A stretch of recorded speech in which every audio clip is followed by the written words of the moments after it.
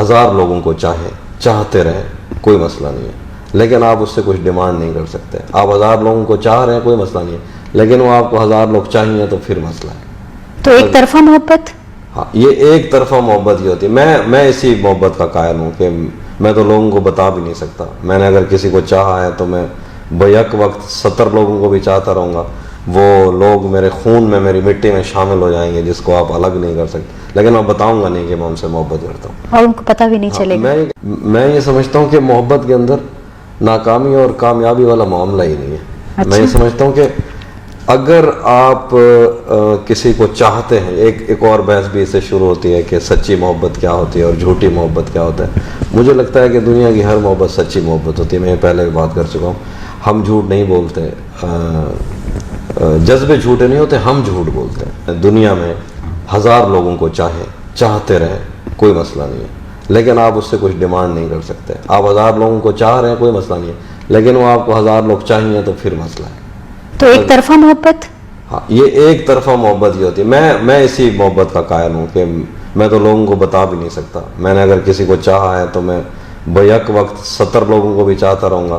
وہ لوگ میرے خون میں، میری مٹی میں شامل ہو جائیں گے جس کو آپ الگ نہیں کر سکتے، لیکن میں بتاؤں گا نہیں کہ میں ان سے محبت کرتا ہوں، اور ان کو پتہ بھی نہیں چلے گا. میں یہ کہتا ہوں کہ ہم اصل میں محبت کی 2 سائڈ ہوتی ہے نا. ایک جو آپ کو چاہ رہا ہے، ایک آپ چاہے جا رہے ہیں. ہم سب چاہے جانا چاہتے ہیں، ہم چاہتے نہیں ہیں. جو مزہ چاہنے میں ہے نا، آپ کسی کو چاہتے رہیں بغیر بتائے، وہ کچھ اور ہی دنیا. ہم محبت بھی ایک ایسا ٹاپک ہے جس کے اوپر بہت زیادہ بات ہونی چاہیے، بدقسمتی سے کم ہوتی ہے. میں شروع سے ایک بات کہتا ہوں. ہمیں جب کتابوں میں غزلیں پڑھائی گئیں، ہمارے انتصاب میں جب ہم چھوٹے تھے کتابیں پڑھتے تھے، میر کا شعر جو براہ راست اس کے محبوب کے لیے ہوتا تھا، تو ہمیں ٹیچر صرف اس لیے کہ ہم اخلاقی دائرے میں رہیں، وہ محبوب کا شعر بھی کہتے تھے یہ عشق حقیقی میں ہے. مطلب وہ اللہ کی طرف لے جاتے تھے اور ماں باپ کی طرف. محبت کو ڈیفائن کرتے ہوئے ایک تو بات میں یہ کہوں گا کہ آپ سب کو پتہ ہے ماں باپ سے محبت کیا ہوتی ہے اور خدا سے محبت کیا ہوتی ہے. جب محبت کا ذکر ہوتا ہے وہ کسی لڑکے کی یا کسی لڑکی کی، ایک فلسفی تھے، ان سے پوچھا تھا محبت کیا ہے، تو اس نے کہا میں یہ نہیں بتا سکتا محبت کیا ہے، میں یہ بتا سکتا ہوں کہ کس سے محبت کیا ہے. تو عام طور پر بہت سارے دوست یہ جاننا بھی چاہتے ہیں. اس کے اوپر فلسفی تھک گئے ہیں. ہر وہ چیز جس کو لوگ جان لیتے ہیں اس کا پیچھا چھوڑ دیتے ہیں، کیونکہ یہ ایک متجسس چیز ہے. اس لیے آج تک لوگ اس میں جانے بھی دیتے ہیں، مر بھی رہے ہیں، اس کا پیچھا نہیں چھوڑ رہے، کیونکہ اس کی سمجھ نہیں لگتی کہ محبت ہے کیا. محبت، کچھ لوگ تو ایرک فرام کہتا تھا یہ ایک آرٹ ہے، جیسے شاعری آرٹ ہے، میوزک، اس کے لیے زندگی گنوانی پڑتی ہے، پھر یہ آپ کو آتا ہے، مطلب کرنی پڑتی ہے. کچھ لوگ کہتے ہیں جذبہ. اگر تو یہ جذبہ ہے تو پھر سارے کے سارے جذبے، سارے کے سارے ایموشنز اس سے پھوٹتے ہیں، اسی سے ہی پھوٹتے ہیں. مطلب ٹوٹل کتنے 26 یا 27 جذبے ہوں گے، وہ سارے کے سارے براہ راست محبت سے وابستہ ہیں. اگر آپ کا خوشی کا جذبہ ہے، اگر آپ کا محبوب خوش ہے تو آپ خوش ہیں. اگر آپ مطلب اداسی کا کوئی جذبہ ہے، اگر وہ اداس ہے تو آپ اداس ہیں. اگر جیلسی کا جذبہ ہے، اس کے ساتھ کوئی پھر رہا ہے تو آپ اداس ہیں، وہ کس سے بات کر رہا ہے. تو سارے کے سارے جذبے اس سے پھوٹتے ہیں.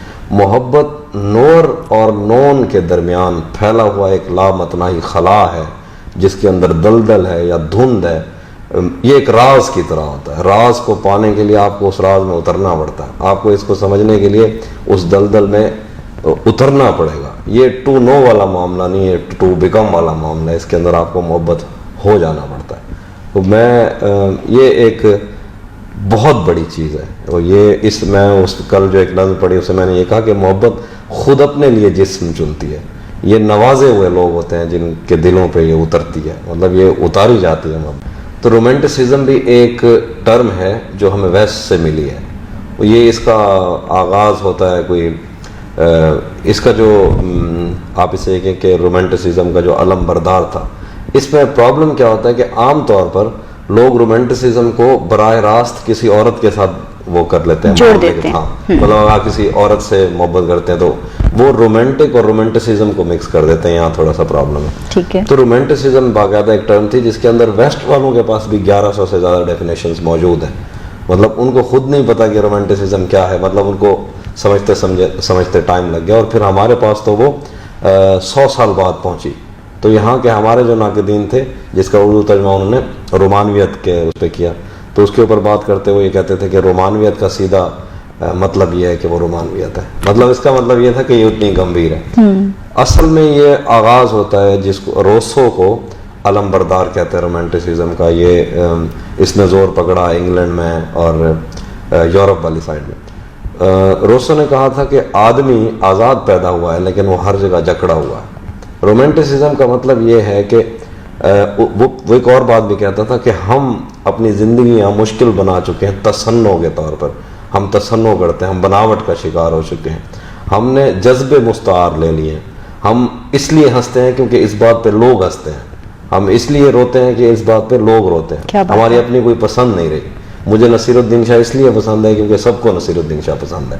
اگر میں کہیں یہ کہہ دوں گا کہ مجھے نصیر الدین شاہ نہیں پسند تو میں سینما کے لوگوں میں بلاسفیمی کا شکار ہو جاؤں گا۔ تو یہ ان کا مین پرابلم تھا۔ وہ یہ کہتے تھے کہ شاعر جو ہے یا کوئی بھی تخلیق کار اس کو آزاد ہونا چاہیے، وہ روایت سے ضروری نہیں ہے کہ وہ روایت کو ہی برقرار رکھے۔ اور رومانٹسزم کا مطلب آپ یہ سمجھیں کہ یہ اتنا بڑا علاقہ ہے کہ اس کو ایک دفعہ گھومنے کے لیے آپ کو کئی زندگیاں چاہیے، کئی زندگیاں مطلب یہ کہ اس میں شاعر پابند نہیں ہوتا، اس میں شاعر کے اوپر کوئی اخلاقی ذمہ داری نہیں ہوتی، اس میں شاعر یا جو تخلیق کار ہوتا ہے وہ اپنی مرضی کے لیے لکھتا ہے۔ بیسیکلی رومانٹسزم ایک فرار ہے جو شاعر اپنی دنیا میں جینا چاہتے ہیں، یہاں تخیل کی بات زیادہ ہوتی ہے۔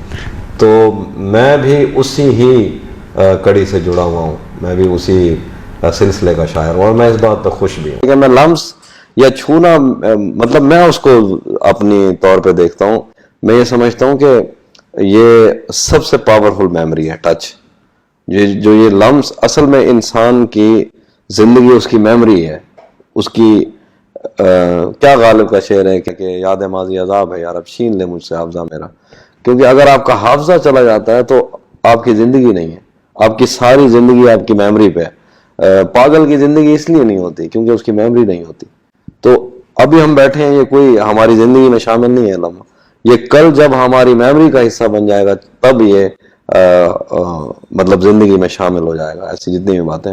تو مجھے لگتا ہے کہ جو ٹچ ہے اس سے بڑی میموری نہیں ہے، touch is memory, in fact memory is touch. میں یہ کہتا ہوں کہ آپ سب کچھ بھول سکتے ہیں، میں اپنی بات کرتا ہوں، میں کسی کا ذمہ دار نہیں ہوں، میں سب کچھ بھول سکتا ہوں مرتے وقت تک، لیکن میں اس بندے کو کبھی نہیں بھول سکتا جس کو میں نے چھوا ہو یا جس نے مجھے چھوا۔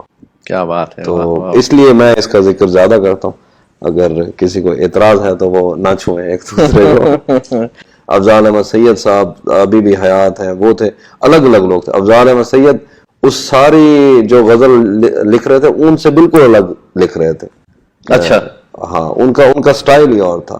بانو شہر سے کہنا کہ ملاقات کرے ورنہ ہم جنگ کریں گے وہ شروعات کا، یہ ان کا لہجہ تھا۔ اور بہت دمکتا ہے رخسار لالا گوں اس کا، لکھا ہوا ہو میرے ہاتھ میں نہ خون اس کا، اسے کہو کہ بہت نامراد شے ہے جنوں، اسے کہو کہ مجھے ہے بہت جنوں اس کا۔ یہ افضال احمد سید صاحب لکھ رہے تھے۔ اور جمال لکھ رہا تھا کل رات میں شکست ستمگر سے خوش ہوا، وہ رو پڑا تو دل میرا اندر سے خوش۔ کیا بات ہے!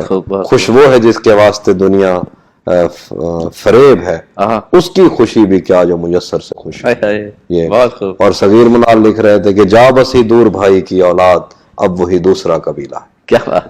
پھر ایک شعر آپ کی نظر صغیر منال صاحب کا شعر ہے کہ ایک قبیلے میں تھا سردار کا بیٹا شاعر، ایک قبیلے میں تھا سردار کا بیٹا شاعر، اس قبیلے کو کبھی خون نہ بہاتے تھے۔ بہت اچھے۔